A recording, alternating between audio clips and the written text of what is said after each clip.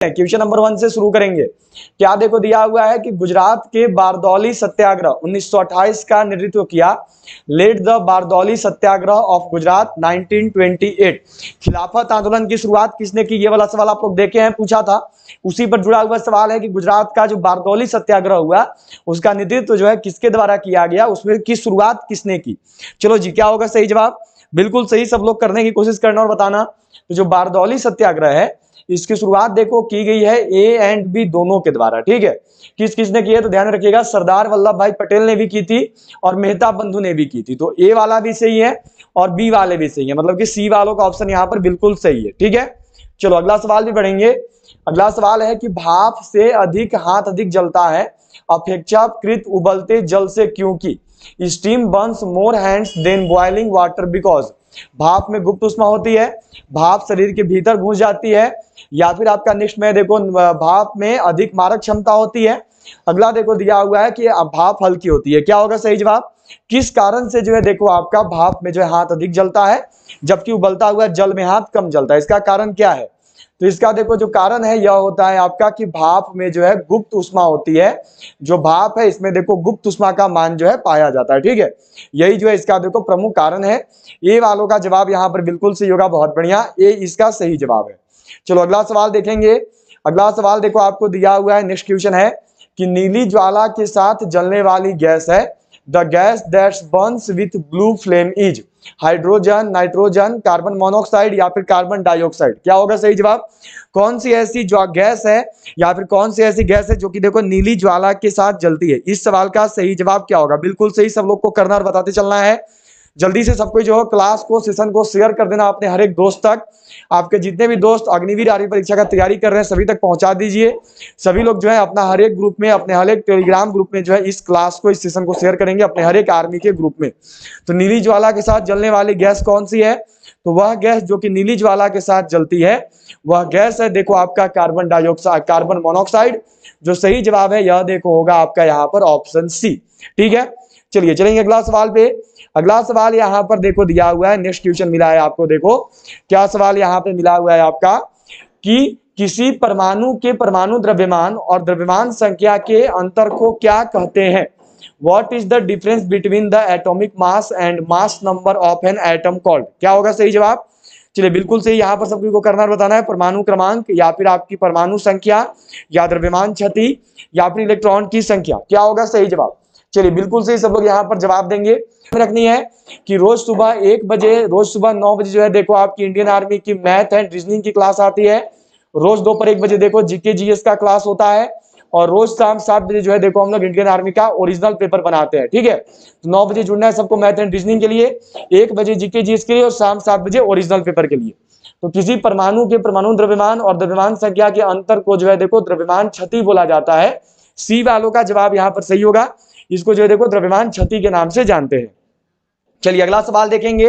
अगला सवाल देखो मिला हुआ है कि भारत में विशालतम लैगून निम्न में से कौन सा है? Which of the following is the largest lagoon in India? Vembanad, Chilika, Pulicat या फिर कोलेरू। क्या होगा सही जवाब? देखिए ऐसे तो जो हमारा क्लास है दोपहर 1 बजे वाला वो टॉपिक वाइज होता है जीके जीएस का, पर आज कुछ स्पेशल क्वेश्चन है जो आपका 16 अक्टूबर में आया है, उसी पर बेस पिछले आज हम लोग कर ले रहे हैं। अब आप लोग अभी इस क्लास में कमेंट करके बताना कि कल आपको जो है कौन सा टॉपिक पढ़ना है, कल जो है आप लोग कौन सा टॉपिक पढ़ना चाहते हो। ठीक है, कल आपका उसी टॉपिक का जो क्लास है वो दोपहर 1 बजे लेकर मैं आ जाऊंगा। भारत में विशालतम लैगून कौन सा है? तो वो लैगून है देखो आपका चिल्का झील। ठीक है, बी वालों का जवाब यहाँ पर बिल्कुल सही है। बहुत देखो क्या दिया हुआ है नेक्स्ट में कि कन्याकुमारी का रॉक मेमोरियल निम्न में से किसके लिए समर्पित है? क्या होगा सही जवाब? The rock memorial of Kanyakumari is dedicated to which of the following? Chaitanya Mahaprabhu को, राजा राम मोहन रॉय को, स्वामी विवेकानंद को, अगला हमें डी में दिया हुआ है देखो स्वामी दयानंद सरस्वती जी को। जो कन्याकुमारी का रॉक मेमोरियल है ये किसको समर्पित किया गया है? तो यह जो है देखो आपका समर्पित किया गया है यहाँ पर। क्या होगा सही जवाब? तो यह देखो आपकी समर्पित की गई है स्वामी विवेकानंद जी को। ठीक है, सी वालों का जवाब बिल्कुल सही है, बहुत बढ़िया, सी वालों का आंसर बिल्कुल सही है, बहुत अच्छे। बहुत बढ़िया। कि किस राज्य में राष्ट्रीय उद्यान वैली ऑफ फ्लावर्स स्थित है? In which state is national park valley of flowers located? क्या होगा सही जवाब? चलो बिल्कुल सही, सब लोग को करनी है। उत्तराखंड या जम्मू कश्मीर, अगला में देखो हिमाचल प्रदेश या फिर केरल। क्या होगा सही जवाब? वह कौन सा राज्य है जहां पर देखो आपका राष्ट्रीय उद्यान वैली ऑफ फ्लावर्स स्थित है? तो सभी लोग जो है अभी कमेंट करके बताओ लाइव चैट में कि कल आपको कौन सा टॉपिक पढ़ना है। कल जो है दोपहर 1 बजे आपकी किस टॉपिक की क्लास ली जाए, आप लोग खुद से अभी कमेंट करके बता दो। तो वह राज्य जो वहां पर राष्ट्रीय उद्यान वैली ऑफ फ्लावर्स है, यह देखो उत्तराखंड में है। ठीक है, जो वैली ऑफ फ्लावर्स फूलों की घाटी है, यह देखो आपकी उत्तराखंड में स्थित है। चलिए अगला सवाल पे चलेंगे। नेक्स्ट क्वेश्चन देखो यहाँ पर दिया हुआ है कि फ्लैश बल्बों में किसके वायुमंडल में मैग्नीशियम का तार रखा जाता है? In whose atmosphere the magnesium coil is kept in flash bulbs? क्या होगा सही जवाब? किसके वायुमंडल में जो है देखो आपका फ्लैश बल्बों को रखते हैं? हाइड्रोजन के, ऑक्सीजन के, अगला देखो यहाँ पर दिया हुआ है ओजोन का, अगला है देखो नाइट्रोजन का। जो फ्लैश बल्ब है इसको किसके वायुमंडल में रखा जाता है आपका मैग्नीशियम के तार को? क्या होगा सही जवाब? जल्दी सबको जवाब देंगे और बताएंगे यहाँ पर सही आंसर क्या है। तो यह देखो रखा जाता है आपका नाइट्रोजन के एटमॉस्फेयर में, यह जो है देखो रखा जाता है नाइट्रोजन के वायुमंडल में। ठीक है, डी वालों का जवाब बिल्कुल सही है, बहुत अच्छा। डी वालों का आंसर जो है सही आया है, बहुत बढ़िया। चलो चलेंगे अगले सवाल पे। अगला सवाल देखो क्या मिला है आपको यहाँ पे कि किसके कारण आकाश नीला दिखलाई पड़ता है? Due to which the sky appears blue? क्या होगा सही जवाब? किसके कारण आकाश नीला दिखाई देता है? अपवर्तन के कारण, परावर्तन के कारण, प्रकीर्णन के कारण या फिर विक्षेपण के कारण? क्या कारण है जिस वजह से देखो जो आकाश है ये नीला दिखाई देता है? जो आकाश से इसका नीला दिखाई देने का कारण क्या है? इस सवाल का सही जवाब क्या होगा? जल्दी सबको अपना अपना जवाब देना। आकाश नीला किस वजह से दिखता है? तो जो आकाश है यह देखो नीला दिखता है आपकी स्कैटरिंग की वजह से, यह देखो नीला दिखता है प्रकीर्णन की वजह से। ठीक है, सी वालों का यहाँ पे सही होगा। अगला सवाल देखो क्या दिया हुआ है कि ठोस से द्रव में पदार्थ के अवस्था परिवर्तन को कहते हैं? The change of state of matter from solid to liquid is called? गलन, वाष्पन, क्वथन। डी में दिया हुआ है देखो नन ऑफ दीज। क्या होगा सही जवाब? इसमें आपसे सवाल पूछा गया था, देखो इसी में जस्ट उल्टा अभी आपसे 16 अक्टूबर को सवाल किया गया था। जस्ट उल्टा सवाल था कि द्रव से ठोस में अवस्था परिवर्तन को क्या कहते हैं। ये आपसे सवाल पूछा गया था कि द्रव से जो ठोस बनता है उसको क्या बोलते हैं। तो द्रव से ठोस को जो है देखो क्या बोला जाता है? तो द्रव से ठोस बनेगा तो उसको याद रखिएगा फ्रीजिंग बोलते हैं। ठीक है, उसको जमना बोलते हैं, उसको जो है फ्रीजिंग बोला जाता है। ठीक है, चलो क्या दिया हुआ है कि ठोस से द्रव में पदार्थ की अवस्था परिवर्तन को क्या कहते हैं? तो जब ठोस से द्रव बनेगा तो उसको देखो मेल्टिंग बोलते हैं, उसको जो है गलन बोलते हैं। ठीक है, ए वालों का जवाब यहाँ पर सही होगा, बहुत बढ़िया। ए वालों का जवाब जो है बिल्कुल सही है, बहुत अच्छा। चलो अगला सवाल पे चलेंगे। यह देखो दिया हुआ है आपको यहाँ पर क्या क्वेश्चन है आपका मिला हुआ है देखो कि निम्न में से कौन सा विटामिन पानी में घुलनशील है? Which of the following vitamin is water soluble? Vitamin A, vitamin B, vitamin D या फिर विटामिन ई? क्या होगा सही जवाब? निम्न में से वह कौन सा विटामिन है जो कि देखो यहाँ पे आपका जो है जुड़ा हुआ है? चलो क्या होगा सही जवाब? वह कौन सा विटामिन है जो कि पानी में घुलनशील है? सही जवाब क्या है? सबको जानते हो, जल्दी सबको जवाब देना। तो विटामिन पानी में घुलनशील वह कौन सा है? तो वह है देखो आपकी विटामिन बी। ठीक है, इसके साथ साथ याद रखिएगा विटामिन सी भी होता है। ठीक है, तो अगर विटामिन सी भी ऑप्शन में देगा तो ये भी सही है, बी एंड सी दोनों होता है, ध्यान में रखना है सबको। चलो चलते हैं अगला सवाल पे। अगला सवाल देखो क्या मिला हुआ है कि कीड़ों के अध्ययन को क्या कहते हैं? The study of insects called? Same सवाल देखो पूछा गया था, बस उसमें आपको दिया गया था कि रेशम कीट का पालन क्या कहलाता है। ये सवाल आया हुआ है। ठीक है, रेशम कीट का पालन क्या कहलाता है? ये सेम सवाल देखो अभी पूछा गया था आपका 16 अक्टूबर को पेपर में। तो इसका मतलब पालन वाला एक सवाल जरूर आएगा, कीड़ों के अध्ययन वाला, अध्ययन से जुड़ा हुआ। कीड़ों का अध्ययन क्या कहलाता है? कीड़ों के अध्ययन को क्या बोलते हैं? तो कीड़ों का जो अध्ययन है इसको देखो एंटोमोलॉजी के नाम से जाना जाता है। बी वालों का जवाब यहाँ पर बिल्कुल सही है, बहुत अच्छा। क्या होता है? तो एंटोमोलॉजी होता है। ठीक है, बी वालों का जवाब बिल्कुल सही है, बहुत अच्छे, बी होगा, एंटोमोलॉजी होगा। चलो अगला सवाल देखेंगे। अगला सवाल देखो आपको दिया हुआ है यहाँ पर कि पिन घाटी राष्ट्रीय उद्यान में स्थित है। Pin valley national park is located in? Andhra Pradesh में है, अरुणाचल प्रदेश में है, हिमाचल प्रदेश में है या फिर मध्य प्रदेश में है? जो पिन घाटी राष्ट्रीय उद्यान है यह कहाँ पर है? जो पिन वैली नेशनल पार्क है ये कहाँ पर है? अभी आपका राष्ट्रीय उद्यान से जुड़ा हुआ आप सब लोग सवाल देखे थे कि पूछा गया है, राष्ट्रीय उद्यान से जुड़ा हुआ सवाल पूछा गया था कि गैंडा जो है या काजीरंगा से कौन सा संबंधित है, तो गैंडा होता है, ये मैंने आप सबको पढ़ाया था। तो राष्ट्रीय उद्यान से सवाल आ सकता है इस बार भी। पिन घाटी राष्ट्रीय उद्यान कहाँ स्थित है, तो जो पिन घाटी राष्ट्रीय उद्यान है यह देखो आपकी मध्य प्रदेश में है। क्या होगा सही जवाब, पिन घाटी राष्ट्रीय उद्यान कहां पर है, तो पिन घाटी राष्ट्रीय उद्यान जो है यह देखो आपकी हिमाचल प्रदेश, सॉरी मध्य प्रदेश नहीं, हिमाचल प्रदेश होगा। ठीक है, कहां पर है, तो यह देखो आपकी हिमाचल प्रदेश में है। सी वालों का जवाब बिल्कुल सही है। ठीक है, हिमाचल प्रदेश में, ध्यान में रखिएगा, सी वालों का जवाब जो है सही होगा। चलो अगला सवाल पे बढ़ेंगे। अगला सवाल देखो क्या दिया हुआ है आपको यहाँ पर कि गुलामगिरी का लेखक कौन था, who was the author of गुलामगिरी। देखो पुस्तक एवं लेखक वाला सब लोग पढ़ के जाना। ठीक है, पुस्तक एवं लेखक वाला टॉपिक सबको पढ़ के जाना है, क्योंकि आईने अकबरी का लेखक पूछा गया था और मैंने आप सबको बहुत बार पढ़ाया था कि आईने अकबरी का लेखक कौन है, ये मैंने आप सबको पढ़ा दिया था। अब पुस्तक एवं लेखक वाला से सवाल जो है पूछा गया है 16 अक्टूबर को, तो सबको को ये वाला टॉपिक पढ़ के जाना है। ठीक है, पुस्तक एवं लेखक वाला, तो ध्यान में रखिएगा सबको, ये टॉपिक मैंने पढ़ा दिया है। प्लेलिस्ट देखो मैंने बना दिया, जितना भी टॉपिक का अभी तक क्लास हुआ है जीके जीएस का, उन सबका प्लेलिस्ट बन गया है। तो प्लेलिस्ट से जाके आप सभी पूरा का पुराना क्लास फ्री में अटेंड कर सकते हो। गुलामगिरी के लेखक कौन है, तो गुलामगिरी के लेखक है देखो ज्योतिबा फूले। ठीक है, बी वालों का जवाब बिल्कुल सही होगा। और आपका 16 अक्टूबर का पेपर में आया था कि आईने अकबरी के लेखक कौन है, तो आईने अकबरी के लेखक है देखो अबुल फजल। सबको ध्यान में रखेंगे। ठीक है, चलिए चलते हैं अगला सवाल पे। अगला सवाल देखो क्या दिया हुआ है, नेक्स्ट क्वेश्चन है यहाँ पर कि प्रकाश संश्लेषण से संबंधित गैस है, which gas is related to photosynthesis. प्रकाश संश्लेषण से जुड़ा हुआ सवाल इंडियन आर्मी हमेशा पूछती है। ठीक है, अभी आपका पूछा गया था 16 अक्टूबर वाले पेपर में ही पूछा गया था कि पौधे भोजन किस क्रिया के कारण बनाते हैं, तो प्रकाश संश्लेषण के कारण जो है वो भोजन का निर्माण करते हैं। अब मानो आपसे पूछ दिया जाएगा कि प्रकाश संश्लेषण से संबंधित गैस कौन सी है, तो वह देखो कार्बन डाइऑक्साइड है। ठीक है, प्रकाश संश्लेषण के दौरान पौधे कौन सा गैस ग्रहण करते हैं, तो ग्रहण करते हैं, याद रखिएगा, कार्बन डाइऑक्साइड। ठीक है, और अगर पूछा जाएगा कि पौधे कौन सा गैस छोड़ते हैं, तो पौधे देखो गैस छोड़ते हैं ऑक्सीजन। ठीक है, सब लोग ध्यान में रखिएगा, क्लियर होना चाहिए। प्रकाश संश्लेषण किस रंग में सबसे अधिक होता है, तो याद रखिएगा लाल रंग में सबसे अधिक होता है। ठीक है, ये सब चीजें कुछ ऐसी हैं जो कि आपको याद रखनी है, क्लियर रखिएगा, सबको ध्यान में रखिएगा क्योंकि पूछा जाएगा। ठीक है, चलो तो चलते हैं अगला सवाल पे। अगला सवाल देखो आपको क्या दिया हुआ है, नेक्स्ट क्वेश्चन मिला है यहाँ पे। सवाल है कि विद्युत मात्रा की इकाई क्या है, what is the unit of electric quantity. मैंने देखो सबको टॉपिक करवाया था एसआई मात्रक वाला, ये मैंने टॉपिक सबको पढ़ा दिया है। एसआई मात्रक वाला टॉपिक ये आपका दोपहर 1 बजे का क्लास में हो गया है, तो प्लेलिस्ट से जाके आप पुराना सभी टॉपिक देख सकते हैं। और जब मैं आपको ये एसआई मात्रक पढ़ा रहा था तो मैंने बोला था कि 1 से 2 सवाल देखो हर एक साल इंडियन आर्मी पूछी है, और इसी वाले टॉपिक में से देखो इंडियन आर्मी 2 सवाल पूछ दी थी आपका 16 अक्टूबर को। 16 अक्टूबर को जो इंडियन आर्मी 2 सवाल पूछ दी इसी टॉपिक में से, एक आया कि लंबाई का एसआई मात्रक क्या है जिसका आंसर मीटर होता है, और एक पूछा गया किलोवाट घंटा किसका इकाई है। और ये दोनों का दोनों सवाल देखो मैंने आपको ये एसआई मात्रक वाला टॉपिक में पढ़ाया था। देखो हर एक सवाल पूछा जा रहा है, जो भी टॉपिक मैंने आपको पढ़ा रखा है। विद्युत मात्रा की इकाई क्या है, तो विद्युत मात्रा की इकाई देखो एम्पियर होती है। ठीक है, ओम किसका मात्रक है, तो ओम देखो मात्रक है प्रतिरोध का। वोल्ट किसका मात्रक है, तो यह देखो मात्रक है विभवांतर का।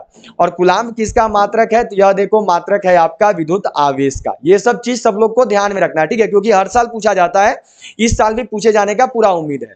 चलिए बढ़ेंगे अगला सवाल पे। 16 अक्टूबर को तो आ भी गया आपका। अगला सवाल देखो दिया गया है यहाँ पे कि पहली औद्योगिक क्रांति किस देश में हुई थी, in which country did the first industrial revolution take place. आप लोग खुद से बताओ कि ये वाला सवाल मैंने आपको पहले पढ़ाया था कि नहीं। बहुत बार जो है मैं आपको ये वाला सवाल पढ़ा चुका हूं, पहली औद्योगिक क्रांति किस देश में हुई, यह जो है यहाँ पे आप लोग को करना है और बताना है। क्या होगा सही जवाब, पहला औद्योगिक क्रांति किस देश में हुआ है, तो जो पहला औद्योगिक क्रांति है ये देखो ये पूछा हुआ सवाल है, अभी आपका 16 अक्टूबर को ही सवाल बनवाया था। पहली औद्योगिक क्रांति कहां पे हुई है, तो यह देखो यह ग्रेट ब्रिटेन में। ठीक है, डी वालों का जवाब बिल्कुल सही है, बहुत बढ़िया, डी वालों का आंसर बिल्कुल सही है, बहुत अच्छा। चलो अगला सवाल पे बढ़ेंगे।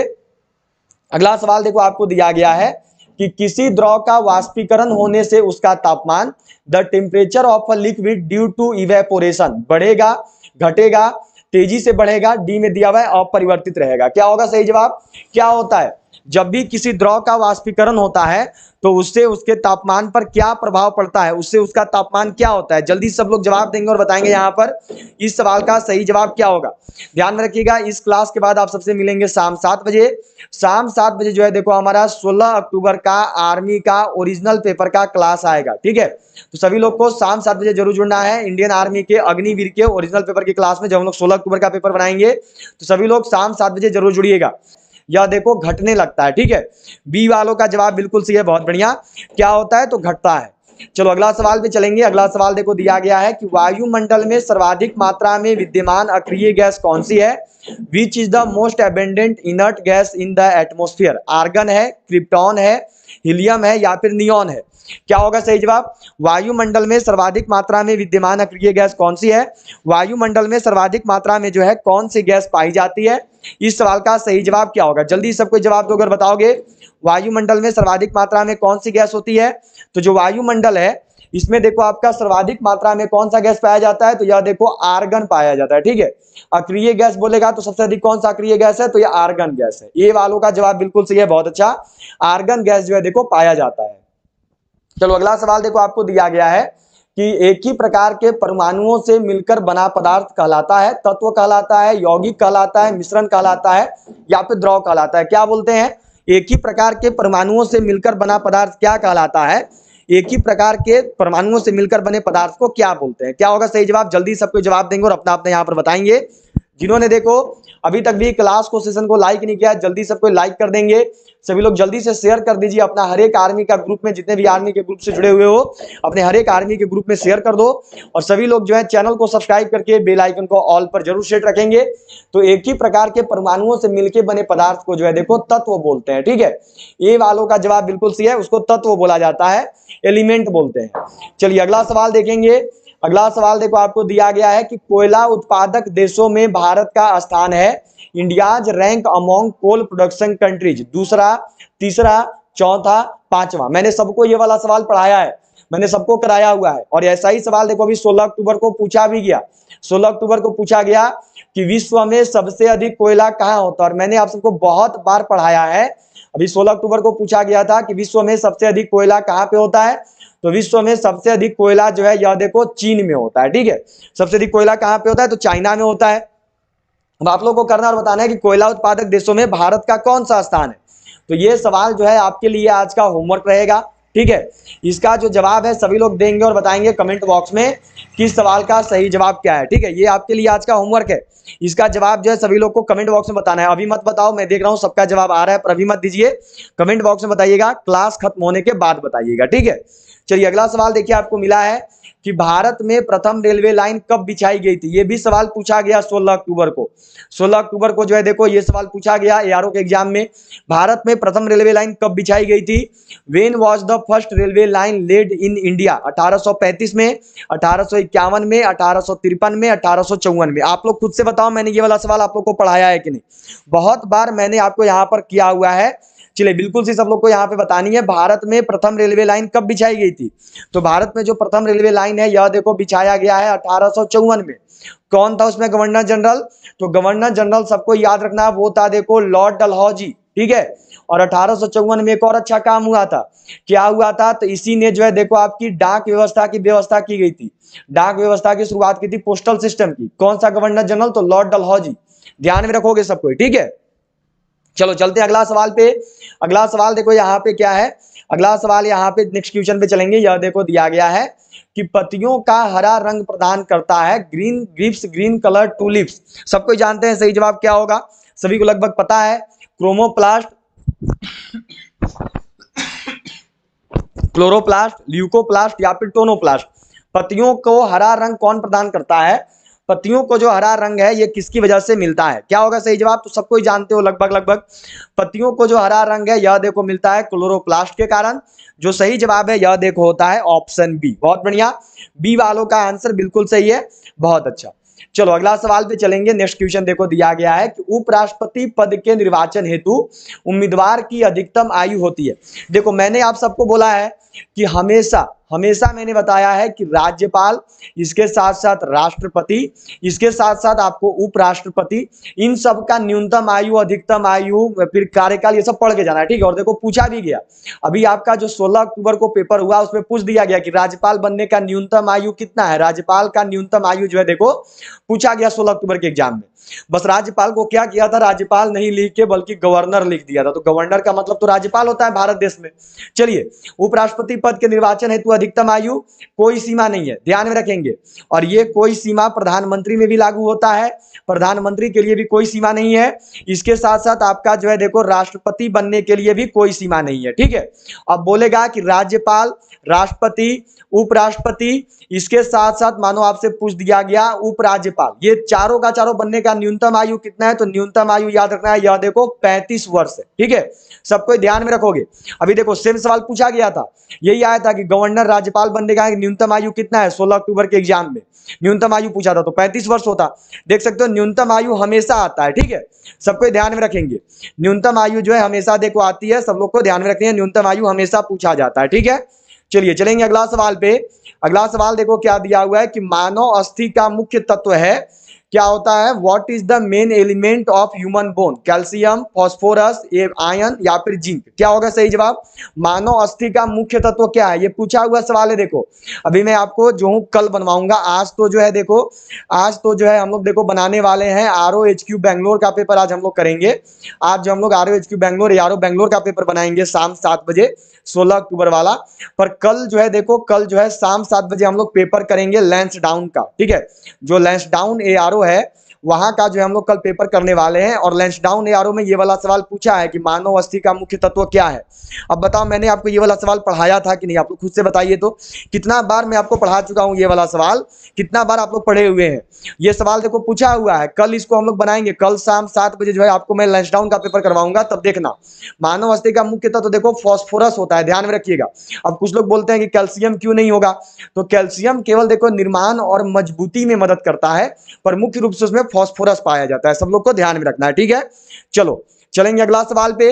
अगला सवाल देखो क्या दिया हुआ है कि फूड प्रोसेसिंग हेतु प्रयुक्त होता है, यूज्ड फॉर फूड प्रोसेसिंग। ये भी सवाल देखो आपका ARO लैंसडाउन का पेपर में ही पूछा गया है, जो आपके भी 16 अक्टूबर को पेपर हुई। अब बताओ कि कौन सा ऐसा सवाल है जो कि मैंने आपको नहीं पढ़ाया है, आप लोग खुद से बताइए। हर एक सवाल देखो मेरा पढ़ाया हुआ पूछा गया, मैंने आपको बोला कि ये आएगा, ये पढ़ाया, देखो वो आ गया। सोडियम कार्बोनेट, एसिटिक अम्ल, सोडियम नाइट्रेट या फिर बेंजोइक अम्ल। फूड प्रोसेसिंग हेतु जो है देखो कौन से अम्ल का प्रयोग होता है, फूड प्रोसेसिंग हेतु जो है देखो किस अम्ल का प्रयोग किया जाता है। इस सवाल का सही जवाब क्या होगा, तो फूड का प्रोसेसिंग करने के लिए जो है कौन से अम्ल का प्रयोग करते हैं, तो वो अम्ल है देखो आपका बेंजोइक अम्ल। सबको ध्यान में रखेंगे, डी वालों का जवाब जो है यहाँ पे सही होगा, बेंजोइक अम्ल का देखो प्रयोग किया जाता है फूड का प्रोसेसिंग करने के लिए, ठीक है। चलिए अगला सवाल है यहाँ पर कि निम्न में से कौन नदी बंगाल का शोक कहलाती है, which of the following river is called the mourning of Bengal, Son, Gandak, Hooghly. अगला देखो दिया हुआ है दामोदर। सभी लोग को ध्यान में रखना है कि आज शाम 7 बजे सभी लोग जरूर जुड़ेंगे। आज शाम 7 बजे जो है देखो हम लोग 16 अक्टूबर का अग्निवीर का ओरिजिनल पेपर बनाएंगे, ठीक है। तो सभी लोग को आज शाम 7 बजे 16 अक्टूबर के अग्निवीर के ओरिजिनल पेपर में जरूर जुड़ना है। सभी लोग शाम 7 बजे आज ज्वाइन जरूर होंगे। चलिए क्या होगा, वह कौन सी नदी है जो कि बंगाल का शोक कहलाती है। बंगाल का शोक जो है कौन से नदी को कहते हैं, तो बंगाल का शोक देखो दामोदर नदी कहलाती है, ये तो सबको जानते हैं लगभग। डी वालों का जवाब बिल्कुल सही है, बहुत बढ़िया, सभी को पता है, ऑप्शन डी जो है सही जवाब होगा। चलो अगला सवाल है यहाँ पे आपका देखो कि यदि किसी प्रतिरोधक तार को लंबा किया जाए तो उसका प्रतिरोध, if a resistive wire is lengthened then its resistance. क्या होगा सही जवाब, यदि किसी प्रतिरोधक तार को लंबा करेंगे तो उससे उसके प्रतिरोध के साथ क्या होता है, उसके कारण जो उसका प्रतिरोध है वो क्या हो जाएगा। तो जब भी किसी देखो प्रतिरोधक तार को लंबा करेंगे तो उससे जो उसका प्रतिरोध है वो देखो बढ़ने लगता है, वह जो है बढ़ता है, ठीक है। ए वालों का जवाब बिल्कुल सही है, बहुत बढ़िया, ए वालों का आंसर बिल्कुल सही आया है, बहुत अच्छा। चलो चलेंगे अगला सवाल पे। अगला सवाल देखो आपको दिया हुआ है यहाँ पर कि संसद का अस्थाई सदन है, the permanent house of the parliament is, Lok Sabha, Rajya Sabha, उपयुक्त दोनों, डी में है इनमें से कोई नहीं। क्या होगा सही जवाब, संसद का अस्थाई सदन कौन सा है, संसद का अस्थाई सदन किसको बोलते हैं, संसद का अस्थाई सदन किसे कहा जाता है, तो संसद का अस्थाई सदन देखो राज्यसभा है, ठीक है। और राज्यसभा को याद रखिएगा अस्थाई सदन भी बोलते हैं, और राज्यसभा को जो है ध्यान में रखिएगा सब कोई ऊपरी सदन के नाम से भी जाना जाता है, ठीक है, ऊपरी सदन भी बोलते हैं। राज्यसभा का मेंबर बनने के लिए न्यूनतम आयु देखो 30 वर्ष होना चाहिए, सब कोई जानते हो। फिर पूछा जाता है कि राज्यसभा का कार्यकाल कितने वर्ष का होता है, तो ये सबको पता है कितना वर्ष, तो 6 वर्ष का होता है, सबको क्लियर है। आगे याद रखना है जो लोकसभा है इसको सबको याद रखिएगा, यह देखो अस्थाई सदन है, ठीक है, जो लोकसभा है ये अस्थाई सदन होता है। फिर उसके बाद इसको जो है निचली सदन बोलते हैं, जो लोकसभा है इसको निचली सदन बोलते हैं। इसके साथ साथ इसको जनता द्वारा प्रत्यक्ष रूप से निर्वाचित सदन भी कहते हैं, ठीक है, जनता द्वारा प्रत्यक्ष रूप से निर्वाचित सदन भी इसको कहा जाता है, ध्यान में रखेंगे। इसका न्यूनतम आयु है देखो 25 वर्ष, ठीक है, और इसका कार्यकाल होता है देखो 5 साल का, सबको ध्यान में रखिएगा, ठीक है, सबको को क्लियर रखना है। चलो अगला सवाल यहां पर देखो दिया हुआ है, नेक्स्ट क्वेश्चन आपको देखो मिला है कि BARC क्या है, व्हाट इज BARC। चलो जी, BARC का फुल फॉर्म बताओ जरा, 30 नंबर सवाल है। BARC का फुल फॉर्म क्या होता है, सब कोई जानते हैं, जल्दी सब कोई जवाब देंगे। BARC का फुल फॉर्म क्या है, BARC क्या है। तो जो BARC है इसको देखो बोलते हैं भाभा एटॉमिक रिसर्च सेंटर, ठीक है। बी वालों का जवाब यहाँ पर बिल्कुल सही है, बहुत बढ़िया। बी वालों का आंसर जो है देखो यहाँ पर सही होगा। जितना भी लोग देखो भाभा एटॉमिक रिसर्च सेंटर किए हो उनका आंसर बिल्कुल सही है, बी वालों का जवाब बिल्कुल सही आया है, बहुत अच्छा, ठीक है, ओके। चलो बढ़ेंगे अगला सवाल पे। अगला सवाल देखो क्या दिया हुआ है, नेक्स्ट क्वेश्चन यहाँ पर मिला है आपको, देखो अगला सवाल मिला हुआ है कि कार्बन का सर्वाधिक शुद्ध रूप है, the purest form of carbon is कोयला, चारकोल, हीरा, ग्रेफाइट। क्या होगा सही जवाब, कोयला का शुद्ध रूप क्या होता है। तो जिनका भी एग्जाम 15 जनवरी को होने वाला है, अगर अभी तक भी हमारी ई बुक को बाय नहीं किए हो तो जल्दी से सभी लोग खरीद लेंगे। जो हमारी आर्मी की देखो नई ई बुक है वो army general duty, women military police, tradesman, clerk सभी के लिए है। इसमें आपका 10 मॉडल पेपर ईजी लेवल का है, 10 मॉडल पेपर टफ लेवल का दिया हुआ है, और 5 अग्निवीर का ओरिजिनल पेपर है। ये आपको मिल रहा है मात्र 85 रुपये में। जिनको भी खास करके देखो मैथ और रीजनिंग में दिक्कत होगा वो इस किताब को जल्दी से बाई कर लेंगे, ये 85 रुपये वाला। अभी आपका जो 13 नवंबर और 16 अक्टूबर को एग्जाम हुआ था, इसमें 20 में से 20 सवाल इसी किताब से देखने को मिला था, फुल सॉल्यूशन के साथ है, हिंदी इंग्लिश में। तो सभी लोग इस ई बुक को बाई कर लेना। ये मिल रहा है आपको खरीदने के लिए क्या करना है कि जो नंबर दिख रहा है इसी नंबर पे आपको पेमेंट करना है, फोन पे, पेटीएम, गूगल पे से, और फिर पेमेंट करने के बाद जो है पेमेंट का स्क्रीनशॉट आपको इसी नंबर पे सेंड कर देना है व्हाट्सएप पे। एक और देखो ई बुक है, इस ई बुक से अभी जो आपका 16 अक्टूबर को एग्जाम हुआ था, इस ई बुक से जो है देखो अभी आपका जो एग्जाम लिया गया था 16 अक्टूबर को, 16 अक्टूबर का एग्जाम में और आपका 13 नवंबर का एग्जाम में, इस वाला ई बुक से 30 में से 28 सवाल आया था जीके जीएस का। तो ये ई बुक देखो, यह जो ई बुक है ये आपके लिए है जीडी का, ये ई बुक जीडी का है। इसके साथ साथ women military police, tradesman, technical, nursing assistant, clerk सभी का है। इसमें आपका 3200 प्लस जीके जीएस क्वेश्चन दिया हुआ है, ये भी हिंदी इंग्लिश दोनों में आता है, और ये मिल रहा है आपको मात्र 90 रुपये में। तो ये दोनों ई बुक आपके लिए बेहतरीन होने वाला है। खरीदने के लिए इसको भी यही करना है कि इसी नंबर पर आपको पेमेंट कर देना है, फोन पे, पेटीएम, गूगल पे से। फिर पेमेंट करने के बाद जो है पेमेंट का स्क्रीनशॉट आपको इसी नंबर पर सेंड करना है। तो जितने भी लोग जो हो अभी एग्जाम देने वाले हो 15 जनवरी को, वो लोग इन दोनों ई बुक को जरूर बाई करोगे, क्योंकि इससे आपका 15 जनवरी का पेपर आराम से निकल जाएगा। और अभी जो है 13 नवंबर को देखो, अभी केवल 13 नवंबर की ही अगर बात करें तो अभी जो है आपकी 13 नवंबर को जो है बच्चों को इस ई बुक से 50 में से 48 सवाल देखने को मिला था इन दोनों ई बुक में से। तो सभी लोग इन दोनों ई बुक को जरूर बाई कर लेंगे। एक ई बुक है 90 रुपये का, एक ही बुक है 50 रुपये का। 90 और 85 देखोगे तो हो जाएगा आपका 175 रुपया, लेकिन अगर साथ में करोगे तो दोनों ई बुक आपको मात्र 150 रुपये में मिल जाएगा। केवल 150 रुपये में आप इन दोनों ई बुक को खरीद सकते हैं, आपके 25 रुपये कम लगेंगे। तो खरीदने के लिए यही करना है कि ये जो नंबर दिख रहा है इसी नंबर पर आपको पेमेंट कर देना है, और पेमेंट करने के बाद इसी नंबर पर आपको स्क्रीनशॉट सेंड करना है व्हाट्सएप पे। फिर जो ये ई बुक है ये PDF फॉर्मेट में आपके व्हाट्सएप पर भेज दिया जाए। कार्बन का सर्वाधिक शुद्ध रूप क्या है, तो यह देखो हीरा होता है। सी वालों का जवाब बिल्कुल सही है, बहुत बढ़िया, सी वालों का। अगला सवाल है कि इनमें से कौन सी धातु का उपयोग विद्युत तार बनाने के लिए किया जाता है। Which of this metal is used for making electric wire. चांदी, तांबा, लेड या फिर मैग्नीशियम। इनमें से कौन सा धातु है जिसका उपयोग देखो विद्युत तार बनाने के लिए करते हैं। विद्युत तार बनाने के लिए जो है किस धातु का प्रयोग किया जाता है, सबको जानते हैं लगभग जवाब, और बिल्कुल सही जवाब दीजिएगा, ठीक है। कौन सी धातु है जिसका उपयोग देखो विद्युत तार बनाने के लिए किया जाता है। क्या होगा सही जवाब? तो विद्युत तार बनाने के लिए जो है देखो तांबा धातु का प्रयोग करते हैं। ठीक है, सबको ध्यान में रखेंगे, विद्युत तार बनाने के लिए तांबा धातु का प्रयोग किया जाता है। इसके साथ साथ अगर आपसे पूछेंगे कि वायरिंग करने में किसका प्रयोग करते हैं, पूछा हुआ सवाल है, तांबा का प्रयोग करते हैं। चांदी जो है याद रखिएगा सबसे अधिक जो है यहाँ पर सुचालक धातु है आपका विद्युत का। ठीक है, ध्यान में रखेंगे, पूछा जाता है विद्युत का सबसे अच्छा सुचालक क्या है? चांदी है। ठीक है, ध्यान में रखनी है सबको। चलिए अगला सवाल पे चलते हैं। अगला सवाल देखो क्या दिया हुआ है, नेक्स्ट क्वेश्चन मिला है आपको कि निम्न में से कौन सी पर्वत चोटी संसार की दूसरी सर्वोच्च पर्वत चोटी है? गॉडविन ऑस्टिन, कंचनजंगा, नंदा देवी, नंगा पर्वत। क्या होगा सही जवाब? निम्न में से वह कौन सी पर्वत चोटी है जो कि देखो आपकी संसार की दूसरी सर्वोच्च पर्वत चोटी है? इस सवाल का सही जवाब क्या होगा? दूसरी सर्वोच्च पर्वत चोटी कौन सी है? तो यह देखो गॉडविन ऑस्टिन है। ठीक है, ये वालों का जवाब बिल्कुल सही है। कंचनजंगा याद रखिएगा भारत की सबसे ऊंची चोटी है। ठीक है, पूछा जाएगा कि भारत की सबसे ऊंची चोटी कौन है, तो वो कंचनजंगा है। सबकी का ध्यान में है ही, लगभग सबको पता ही है। चलो अगला सवाल देखो क्या दिया है यहाँ पर। नेक्स्ट सवाल है कि भारत के प्रधानमंत्री पद के लिए उम्मीदवार की कम से कम कितनी उम्र होनी चाहिए? इस सवाल का सही जवाब क्या होगा? ठीक है, चलो बिल्कुल सही, यहाँ पर सब कोई को आनी चाहिए और करेंगे। किस सवाल का सही जवाब क्या होगा? ठीक है, चलो जल्दी सबको जवाब देना।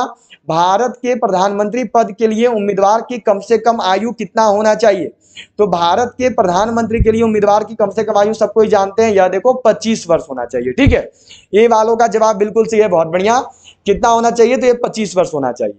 चलो अगला सवाल देखो आपको दिया गया है यहाँ पे, क्या क्वेश्चन है देखो कि धर्म सभा 1829 और 30 के संस्थापक कौन थे? के संस्थापक कौन है? तो धर्म सभा के जो संस्थापक हैं यह देखो रमाकांत देव होते हैं। ठीक है, ये वालों का जवाब सही है। अगर रमाकांत की जगह राधाकांत भी लिखा हुआ रहेगा तब पर भी सही होगा। ठीक है, अगला सवाल यहाँ पर देखो है आपका, क्वेश्चन है कि एड्स होता है, एड्स इज कॉज्ड जीवाणु से, अगला देखो फफूंद से, कृमि से या फिर विषाणु से। एड्स किसके कारण होता है? जो एड्स है यह देखो किस वजह से होता है? इस सवाल का सही जवाब क्या होगा? बिल्कुल सही, सब लोग अपना अपना जवाब देना और बताना। यहाँ पे जितना भी लोग देखो सुबह 9 बजे वाला मैथ एंड रीजनिंग का क्लास अटेंड नहीं किए हैं सबको जाके कर लीजिएगा, देख लीजिएगा। जितना भी लोग दोपहर 1 बजे वाला भी क्लास अटेंड कर रहे हो इन सभी को शाम 7 बजे जरूर जुड़ना है। और आज भी शाम 7 बजे जो है देखो हम लोग 16 अक्टूबर का अग्निवीर का जीडी का ओरिजिनल पेपर बनाएंगे। ठीक है, तो शाम 7 बजे सभी लोग जरूर जुड़ेंगे 16 अक्टूबर के अग्निवीर के ओरिजिनल पेपर में। चलो जी, एड्स किसके कारण होता है? तो यह देखो होता है विषाणु से, यह देखो होता है वायरस से। ठीक है, डी वालों का जवाब बिल्कुल सही है, बहुत बढ़िया। चलो अगला सवाल देखो दिया हुआ है यहाँ पे, नेक्स्ट क्वेश्चन है कि यदि किसी चलती हुई वस्तु के वेग को दोगुना कर दिया जाए तो उसका और उसकी तुरंत दोगुना हो जाएगा, गतिज ऊर्जा दोगुनी हो जाएगी, गतिज ऊर्जा 4 गुनी हो जाएगी या फिर भार दोगुना हो जाता है। आप सब देखिए ये सवाल मैंने आपको बहुत बार पढ़ाया है और सेम सवाल जो है देखो आपका 16 अक्टूबर का आर्मी पेपर में, मतलब कि जस्ट 2 दिन पहले जो है आपसे पूछ दिया गया है। यदि किसी चलती हुई वस्तु के वेग को दोगुना कर देंगे तो उससे उसके प्रतिरोध के साथ क्या हो, तो उससे क्या होता है? तो उससे जो है देखो उसका जो गतिज ऊर्जा है ये 4 गुना हो जाता है। ठीक है, सी वालों का जवाब बिल्कुल सही है, बहुत बढ़िया। क्या होता है? 4 गुना होता है। सभी का जवाब बिल्कुल सही आया है, बहुत अच्छा। चलो जी अगला सवाल यहाँ पे देखो आपको दिया गया है कि अग्निशमन में कौन सी गैस प्रयुक्त होती है? Which gas is used in fire fighting? Helium, carbon dioxide, carbon monoxide या फिर डी में दिया हुआ है O2 ऑक्सीजन। अग्निशमन में जो है देखो कौन से गैस का प्रयोग किया जाता है? जो अग्निशमन होता है, जब आग लगता है तो उसमें जो है किस गैस का प्रयोग करते हैं? तो जो अग्निशमन है, जो फायर फाइटिंग है, उसमें देखो प्रयोग किया जाता है आपका किसका? तो प्रयोग करते हैं देखो कार्बन डाइऑक्साइड का। ठीक है, बी वालों का जवाब यहाँ पर बिल्कुल सही है, बहुत बढ़िया। किसका प्रयोग किया जाता है? तो कार्बन डाइऑक्साइड का जो है देखो प्रयोग किया जाता है। चलिए नेक्स्ट क्वेश्चन देखेंगे। अगला सवाल देखो आपको मिला है यहाँ पर, यह सवाल दिया गया है कि ऊर्जा की एसआई इकाई है, what is the SI unit of energy? Joule, Newton, hertz या फिर पास्कल? क्या होता है? ऊर्जा का एसआई मात्रक क्या है? ऊर्जा का एसआई यूनिट, ऊर्जा का एसआई इकाई क्या होता है? इस सवाल का सही जवाब क्या होगा? जितने भी लोगों ने अभी तक भी क्लास को सेशन को लाइक नहीं किया है जल्दी सबको लाइक कर दो। सब लोग जल्दी से जो है लाइक बटन प्रेस करेंगे, जल्दी सभी शेयर कर दीजिए।